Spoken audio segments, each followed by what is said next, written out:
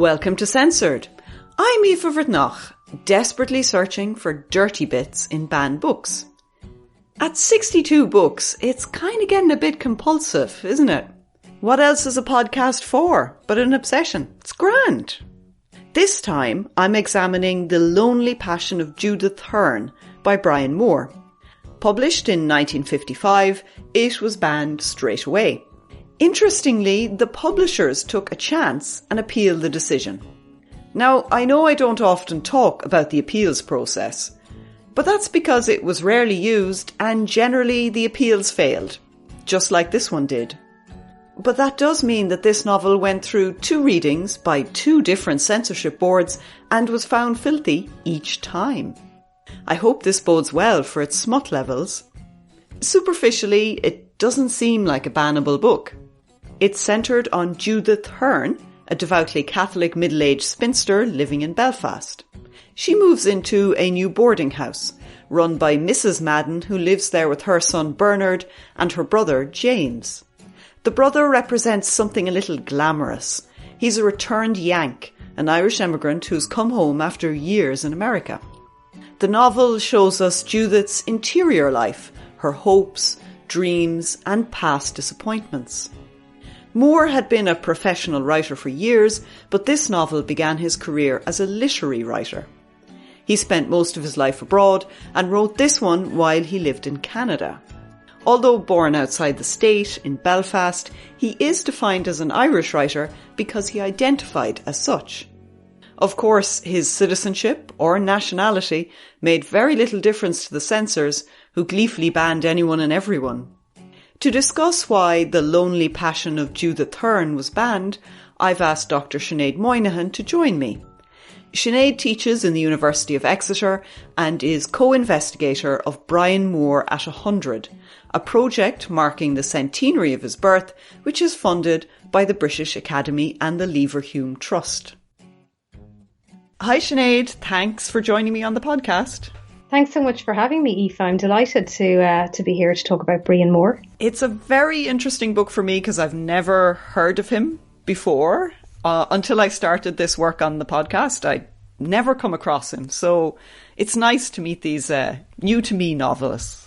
Yeah, I'd say you're not alone, actually, because this is his centenary year, so that's one of the reasons why it's particularly nice to be speaking about him. He was born in 1921, but he spent most of his life outside Ireland, and he wrote 19 or 20 or possibly more novels in quite diverse genres. And I think when your body of work is so heterogeneous, it's hard for people to pigeonhole you, and it's also hard to take readers with you. You know, let's say you're a fan of a particular writer and you read all their stuff because you come to expect the kind of novel that they write. He wasn't that kind of writer. He wrote a different novel every time. And so perhaps that's one of the reasons why he's not as well known as he should be. And we're going to talk about his genre stuff maybe later on as well. But first off, I do always choose a drink to accompany the book. And it's kind of a complicated task when the novel is exploring alcohol abuse like this one. And there is a lot of booze in it. There's pints in the pub, there's whiskey surreptitiously drunk in bedrooms, and my favourite incident where illicit gin is smuggled into a hospital. But I think I will choose tea this time because Judith is living in a boarding house. And I've always found boarding houses really fascinating. They're just such an interesting marginal space in our residential geography. And the breakfast scenes in the boarding house are really, they're something else. They're really, really memorable. Both the tension and the discomfort, the meanness of the food presented, which was just toast, and everybody watching the son of the house scoffing kippers or something like that. All of that, of course, is accompanied by tea, because you have to have tea for breakfast. But what about you? Do you think there are other books that capture some of the novel's spirit? I think tea is a good one, especially because there's that scene very early on in the novel where Judith goes to borrow a hammer off her landlady, and her landlady says, "Oh, come in and have some tea." So it's, the beginning of her time at this house, at this new house. She just moved into this Camden Street boarding house, and she meets her landlady, and it's quite convivial. She meets his son, who she's not so keen on, but the taking of tea can be this quite convivial thing. But then, as you say, the meanness of the catering at breakfast is very striking, and the kind of frugality with which Judith has to live her life. And, you get this after breakfast, she goes into town and she's kind of trying to pass her day in the cheapest way possible. And one of the ways of doing that is to go to the library and spend several hours in this space. And then she goes and has, I think, a milk and a cake of some sort. But she's chastising herself for having spent this money. And so she has a very frugal supper as a result. And we do learn towards the end of the novel, when she's admitted to the home, the doctor actually says she's undernourished. So there is a kind of firm link between the meanness of the boarding house cuisine and the kind of frugality with which she's living her life, and the impact that that's actually having on her health. But I do think the drink I would probably choose, which is very much bound up with tea, which is why it's interesting, is sherry. Yes. Because sherry is what she drinks when she goes round to the O'Neills. So Judith goes and has Sunday afternoons with this quite middle-class Catholic professional family in Belfast, and tea is served at about 4:00. So the tea comes in, and with her tea, she's offered a sherry, and she always has two, but never more than two, or so she says. And so it's the kind of social acceptability of that that's really interesting. Here's your cup of tea. Oh, and you'll have a sherry with that. Oh, and have another sherry, and then that's it.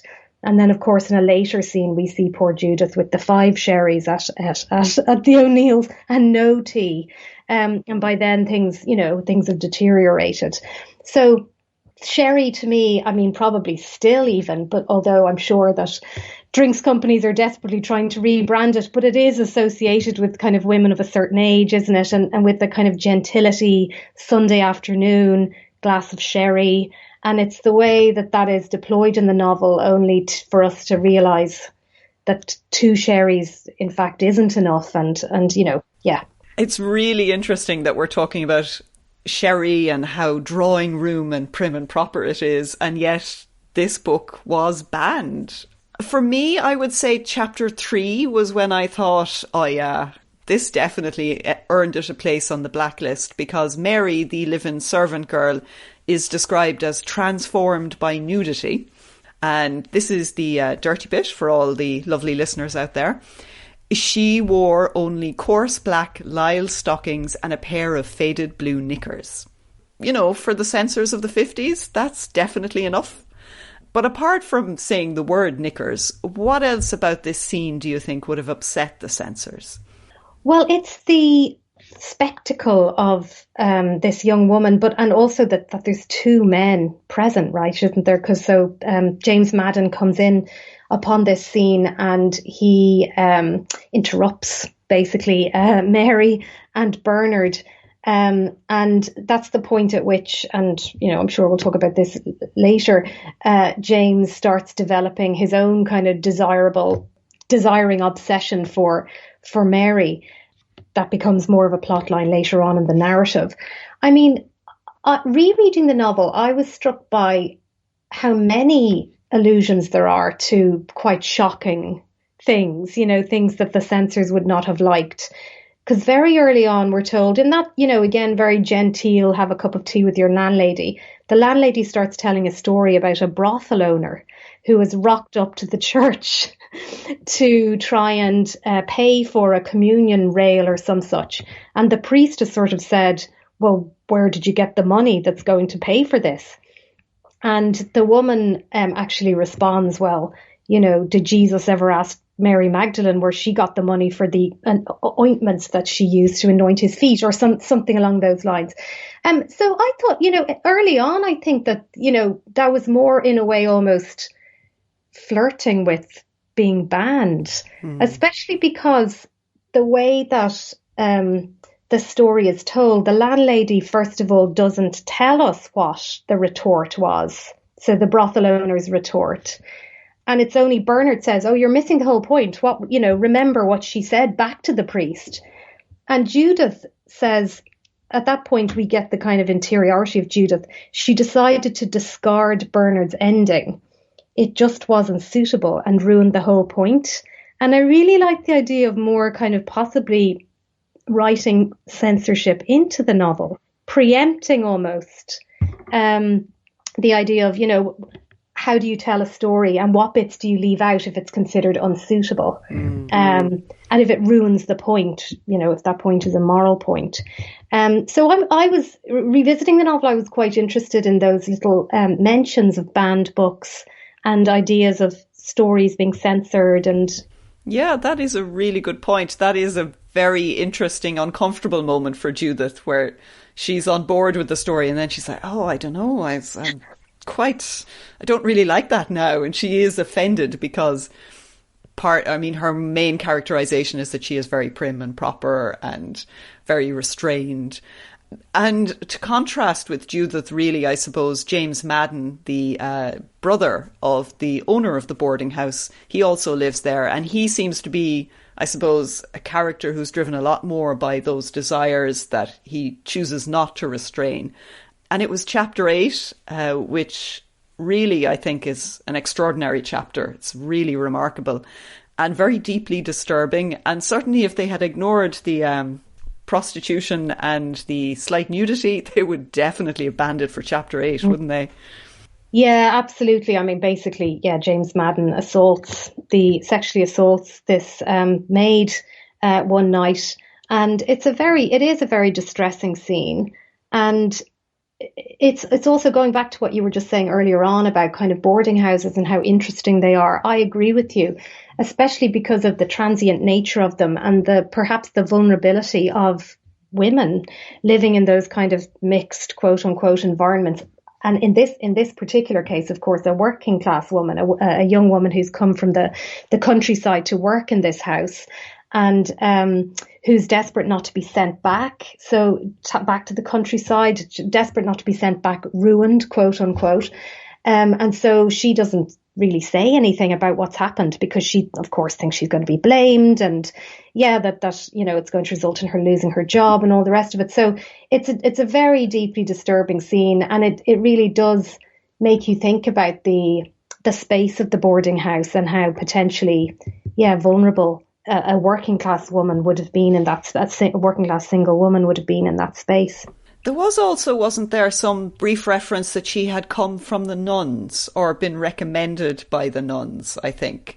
So there is a sort of a suggestion on the fringes that, those big institutions where young women and girls are living and then channeled out of by the nuns, maybe into domestic service, the various mother and baby homes or industrial schools or, a lot of that. So there is even kind of a tiny hint of that as well, which I thought was really interesting that, he was able to bring that in the midst of this very small little boarding house scenario, that he drew in aspects of other institutional life in Ireland at the time. Yeah. And as I'm sure we'll probably discuss, He's particularly critical of Catholic institutions. So it's interesting, as you say, in that case, that even something that was quite shrouded in, wasn't as openly discussed then as perhaps now, but he does manage to work that hint, at least, of that kind of past into her story. I suppose the danger, as always, and I am conscious of it quite a lot, when you read for sex, there is a danger, I suppose, that those aspects of the novel can overshadow other transgressive content. Because James Madden is, obviously with that assault, he's quite a vicious character in that sense. And those are obviously bannable. But I think Judith herself as a character is much more interesting, that she's not just a prim and proper, reserved middle-class lady. She seems to offer an even greater challenge to notions of respectability than James does, even though her behaviour is nothing like as violent. For example, I suppose she does a lot of praying and seeking consolation in prayer and in church. And in standard Catholic texts, that would be a morality tale, but Moore really does subvert that, doesn't he? He upends that whole concept. He does, yeah. And I think he talked about this in interviews and stuff like that later on. And I think he felt that Portrait of the Artist as a Young Man Joyce, this idea of a young man losing his faith and, you know, that move towards apostasy and all of that. I think he felt that had just been done to perfection by Joyce, and he didn't want to re-travel that road. And indeed, a very early Brian Moore short story called a Vocation. Actually, it's possibly not as early as this novel, but, you know, 50s anyway, mid to late 50s, is very influenced by Portrait of the Artist as a young man. So I think he felt that influence, and he felt it as a burden, you know, the anxiety of influence and all of that.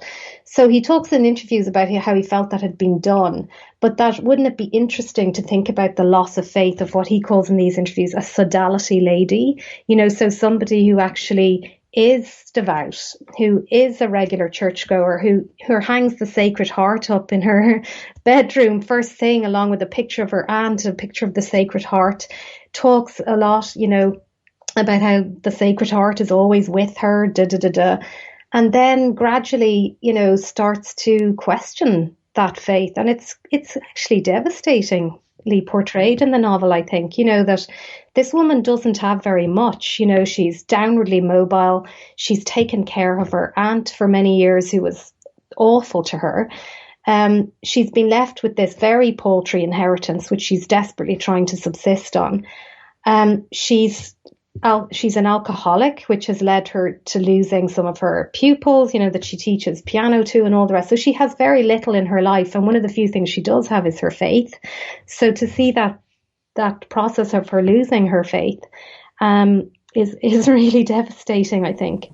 And part of what precipitates her crisis, I suppose, is one of the priests that's portrayed in the novel, Father Quigley.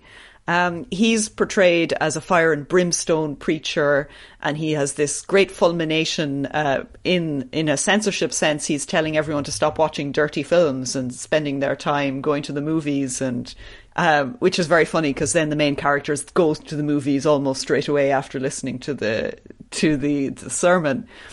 But he has a moment in the confessional with Judith, and he's really dismissive and totally careless of, he just thinks, oh, another one of these awful spinster ones come to, you know, bend my ear, which is actually his job. But as it unfolded, I thought that Moore was saying the clergy were not just inadequate, but I think he was putting them out as ineffectual and powerless. Yeah, so this is one of Moore's many critical, let's say, representations of the Catholic clergy. He is an awful character. And then there's a scene, I think, later in the novel where we see him seated, you know, in his home, and then Judith comes in and disturbs him at home, you know, which is even worse, that she rocks up to his house.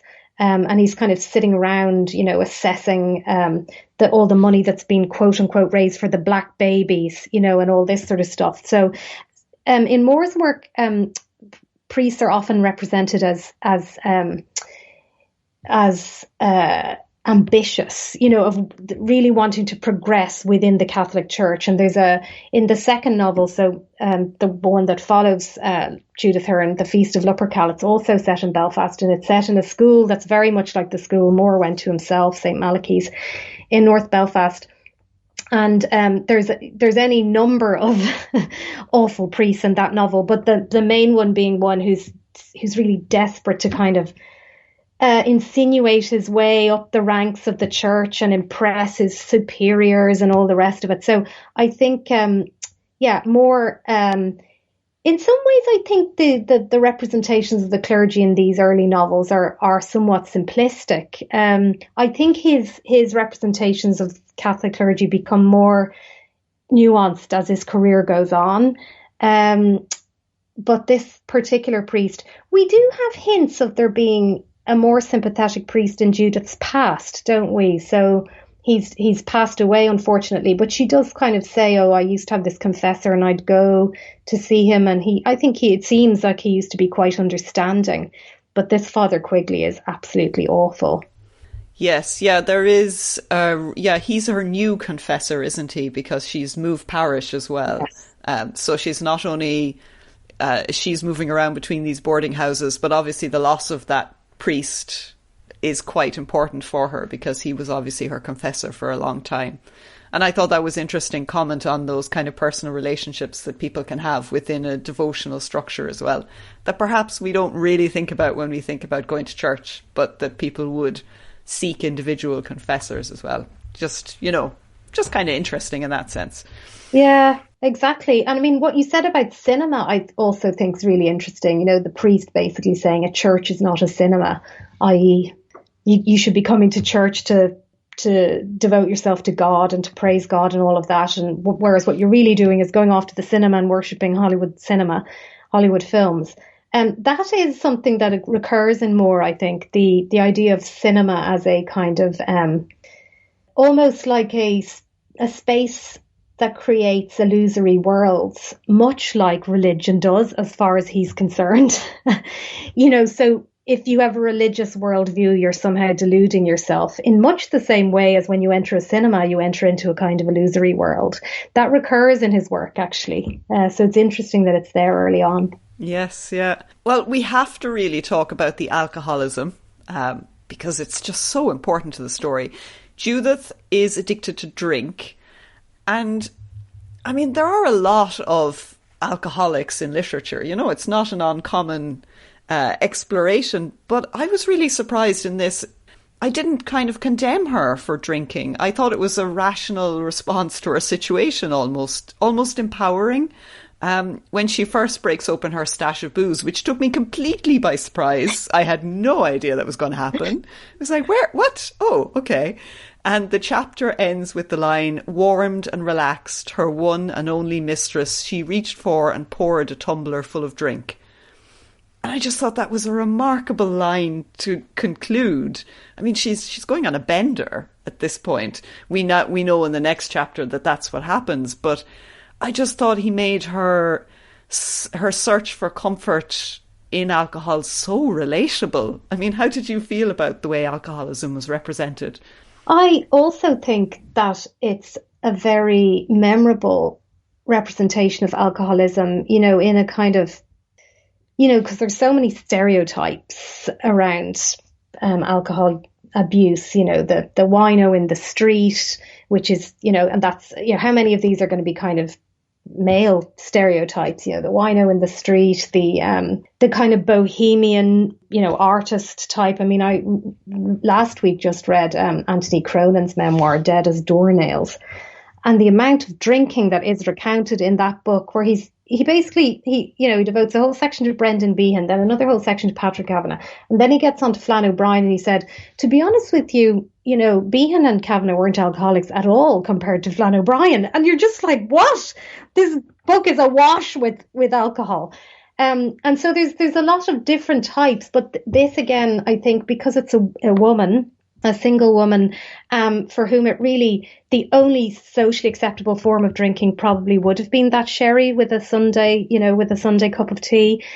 And so it just makes it all the more poignant, I suppose, that it's the clandestine nature of it, the fact she has to go and get a bus out to Ballymacarrat to buy a bottle of whiskey, and she's ripped off for it as well. They try to overcharge her, but she's, because she's a woman, a single woman of a certain age, it's even more socially unacceptable. And I think he writes that really sensitively. He does. He almost, like that first time she drinks, it's almost sensual, it's a really elaborate ritual that she goes through and prepares and everything. There are none of the ways that she is a failing mother or any of those things because she drinks, which is something that you would be familiar, with in many novels. So it's a really intriguing way. Now, it obviously doesn't stay sensual and nice and just drinking whiskey, because it all degenerates after that. But it was an interesting, I thought, and powerful kind of opening to her drinking. Well, it's a form of consolation, isn't it? In a situation where she doesn't have many. Yeah. There are not many things in her life which console her, and clearly this does. Do you think you would recommend the novel? And how does it compare, I suppose, to more of his other works? You said he wrote 19 or 20 and that they're all very varied. How does this novel compare to, say, his genre fiction? So he wrote several kind of potboiler mystery type things in this period early on in his career. And in fact, he probably would have said that writing those novels facilitated the writing of Judith Hearne, because he was able to make the money to support himself and his family and all the rest of it. So his early novels, I've only read one of the potboilers, The Executioners, which is set in Montreal. It's kind of a Cold War kind of spy narrative.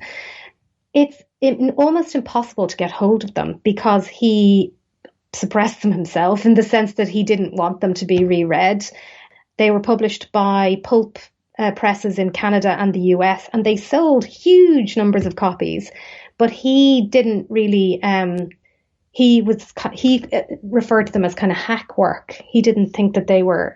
He didn't want them as part of his kind of serious oeuvre, and as a result, they've never been reprinted or republished, and they're almost impossible to get hold of.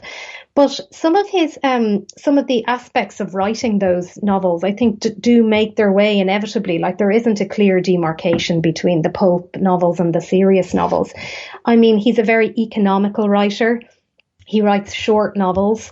He took perhaps a kind of journalistic approach to the writing of his fiction, both the pulp novels and the non-pulp novels. You know, he's a very precise writer, sparse, economical, you know, doesn't go to town on description or lengthy. You know, there is nothing kind of excessive in his prose style.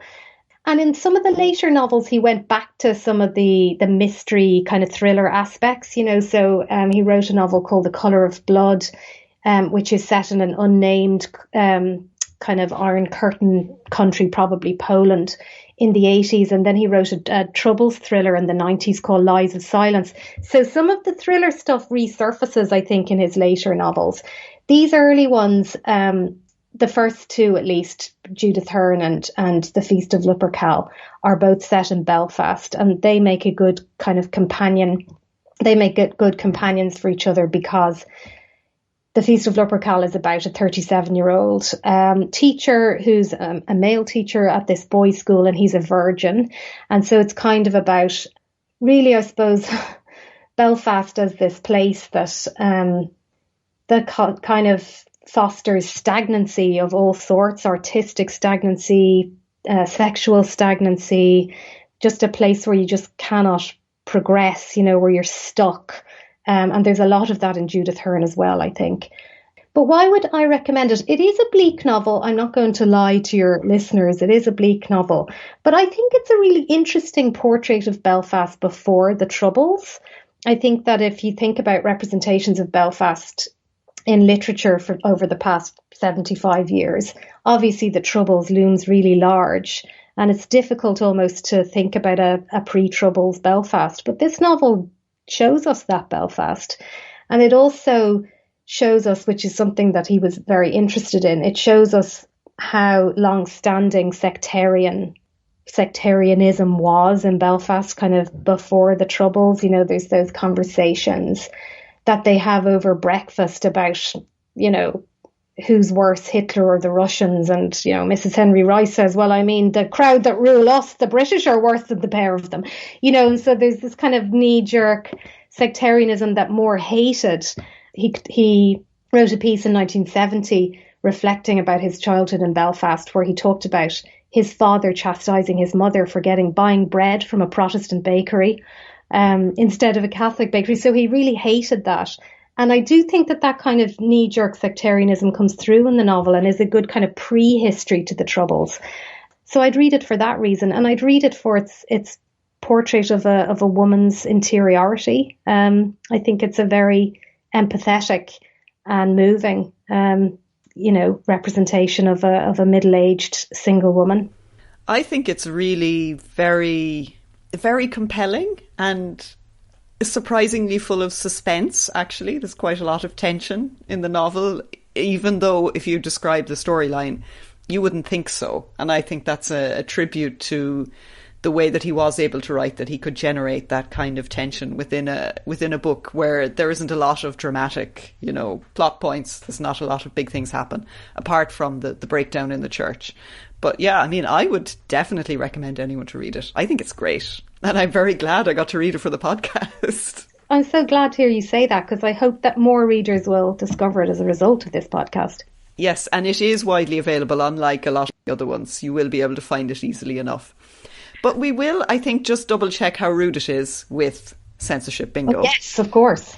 Now, I think it probably doesn't really tick a lot of the boxes, but you never know. We can only try.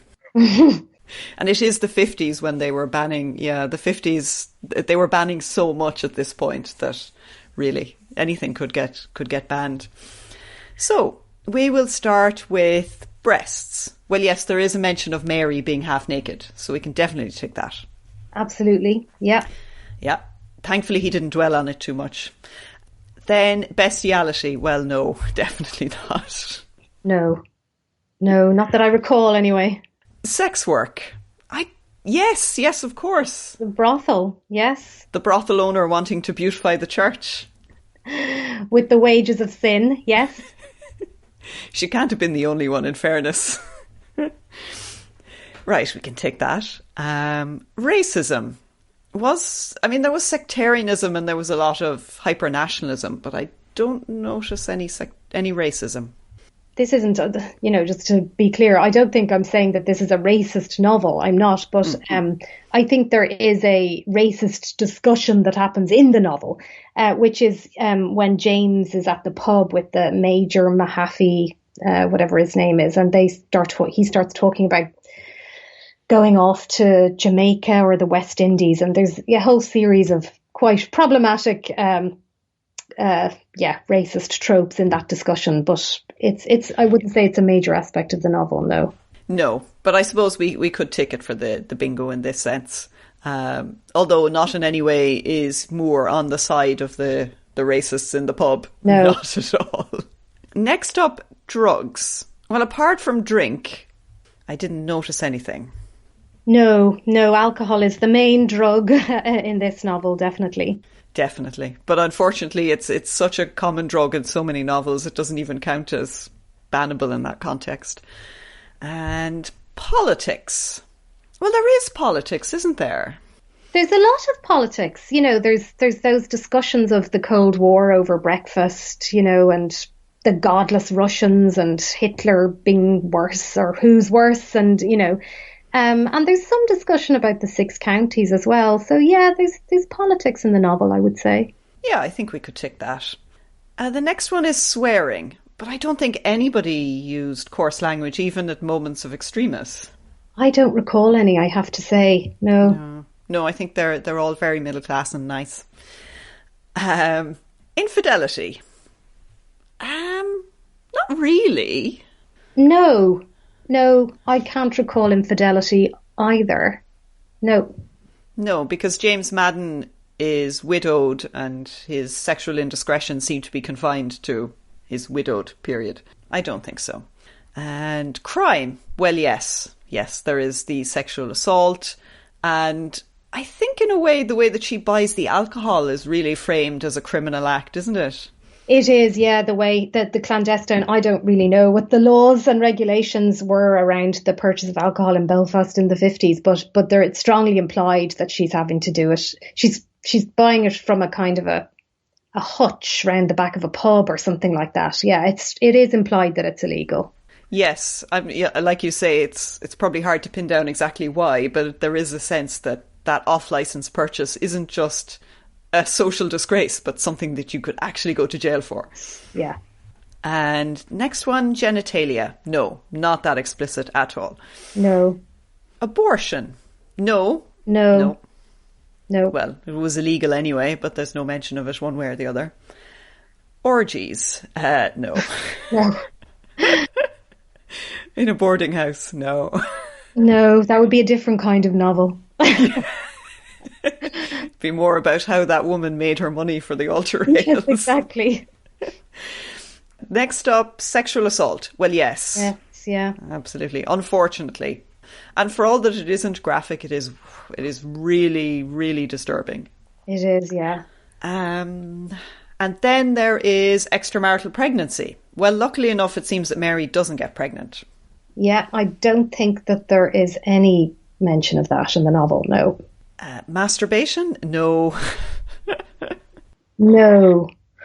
Although there's a kind of a hint of it, I think. There's when she's reflecting early on about maybe some of the things that she's, if God doesn't exist, then I've missed out on certain things. And then there's a kind of a hint that perhaps masturbation is one of those things she has missed out on because she's believed in God. And what if he doesn't exist?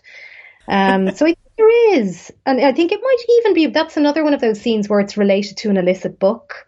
She talks about a book from Paris. And, there's a hint of perhaps, it being an erotically charged book. And if she hadn't been so devout, maybe masturbation might have happened. Could we take it for that? A sort of a masturbatory regret? I think, yes. I think she's having regrets at that moment. Yes. Yeah, we'll take that. Great. Sex toys. Well, no. No. Wouldn't even probably know what they were. No. Feminism. Well, I would say not explicitly. I mean, it's not dealing with those sorts of politicised ways of talking about gender. But it is very much a study of, a certain type of femininity and the box in which those women were living and how that was so restrictive. Yeah, I think it's a very effective portrait of a woman with very little means, very little training to support herself. I think we learned that she was taking up some sort of clerical job, and then her aunt, got ill and insisted on her looking after her. And so she never managed to the only kind of paid work she's able to do is teaching piano, which is one of those very almost 19th century jobs for, it's you're not going to make much money out of that. And of course she starts to lose her pupils as well. So it's there's something very much a kind of throwback about Judith, like she belongs in the 19th century. She's a refugee from the 19th century almost. And so her world is very restricted. And I think he does do a good job of representing that. Yeah, I think we could take it for that, in offering sympathy to, I mean, sometimes she seems like a governess or like a nanny who's been cast out, like you say. Displaced from a 19th century novel almost. Yeah. Very much so, yeah. And I think that must also have been true as well, of people who lived long lives and who started off in one social milieu and were downwardly mobile and had no skills. I mean, there must have been a fair amount of gentility poverty traps out there for people. Yeah, and I wonder as well, going back to the boarding house idea, whether that's a very useful space to think through the downwardly mobile woman. Because I know Mary Lavin has an early short story called Miss Holland, which is about exactly the same. Not the same thing. It's not about an alcoholic woman in a boarding house in Belfast, but it's about a downwardly mobile, formerly, quite well-heeled woman whose father dies and she doesn't really have anything and she ends up in a boarding house. And it's so I think that the boarding house space can be quite useful for thinking through those kinds of, where do these women go? Yeah. And they were kind of invisible, and they're not considered a social problem in the way that, say, young working class women are, because, they're working in mixed spaces. And so they don't get a lot of cultural attention, I think, and they don't have moral panics around their behaviour or anything. But I think more shows that they are nonetheless experiencing all of the traps of the misogynistic patriarchal society, Yeah. Yeah, I think we could take that. Yeah, I agree. Divorce. Well, no, I don't think so. No, I don't. I mean, sure, hardly anyone in the book is actually married. Everybody seems to be a widower or a widower who was married. Yeah, that's true. I mean, James Madden's daughter is married, but all we learn about that is that she apparently had premarital sex, which he's obsessed with for whatever reason. But yeah, very few marriages, you're right, in the novel. Yeah, we can't take that one, I'm afraid. Contraception? No. No. Menstruation? No, not even a hint. Did you get one? Oh yeah, there is. There's a bit where after one of her binge evenings in the first, I think after the first one, so she gets thrown out after the second one, but after the first one, when she's trying to leave the boarding house and she's a bit ashamed of herself, her landlady asks her if she's okay, and she's trying to hide the fact that she's been drinking, and she implies it's because of she's out of sorts because she's on her period. Yeah, so it's not, of course, it's not articulated, but it is. We know that that's what's being discussed. So Mrs. Henry Rice is sympathetic then. Oh, all the things we poor women have to put up with and that sort of thing. So it's clear that that's what's being suggested. Oh, well, that's good enough. We can definitely tick that. Then blasphemy. Well, I think the way that the priest is treated obviously would be upsetting for the censors, but a woman trying to open the tabernacle is, I mean, that's the desecration of the sacred space. That's as blasphemous as you get, really. That's right, yeah. And we, even before she has that massive crisis, she's already thinking thoughts that she herself knows are blasphemous. She's fully aware that even having the thoughts that she's having is blasphemy. Yeah. Yeah, definitely. It plays a really significant part in her character and her relationship with her faith. So we can definitely tick that one. Oral sex, no. No. And next up, graphic violence. Well, like the assault, it is written in a way that I felt it's violence very much.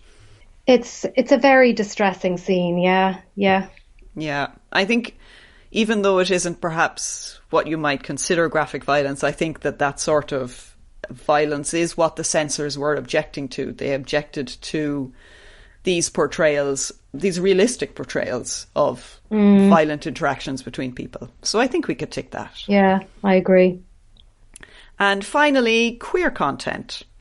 I didn't notice anything. No, nothing in this one. That's quite a few though, isn't it? That is quite a few. Let me count. 10. 10 out of 25. That isn't bad at all, because I was thinking it would be more around the 6. Yeah, it's got its little subtle allusions to things like, as I say, menstruation and one or two other things, yeah. Yeah. I mean, fair dues. Apart from the blasphemy, which would have been enough on its own to get it banned, I think. Even if Moore had left out the sexual assault, I think all of that stuff about her doubts, it would have been banned for that alone. Yeah, I agree with that completely. That's the scene, in the church is so disturbing. That would have been enough, I'd say. Well, thank you so much, Sinead. I really enjoyed this. It was a great chat, and I loved reading Moore. Oh, great. Well, I'm so glad you did, and thanks so much for the invitation. I've really enjoyed it. So if you want unexpectedly transgressive storylines, read a bit of Moore. The great thing is how short and punchy this novel is. If you fancy a quick read, he's your man. Next time, I'll be reading an author most famous for his short stories, William Somerset Maugham. There were a few volumes in my mother's bookcase, but I never took the opportunity to borrow them. But it was one of his novels, Cakes and Ale, that fell foul of the Irish censors in the first year of the very first censorship board. I have no idea what to expect from that particular title, but I am intrigued. Till then, keep your hands clean and your minds filthy.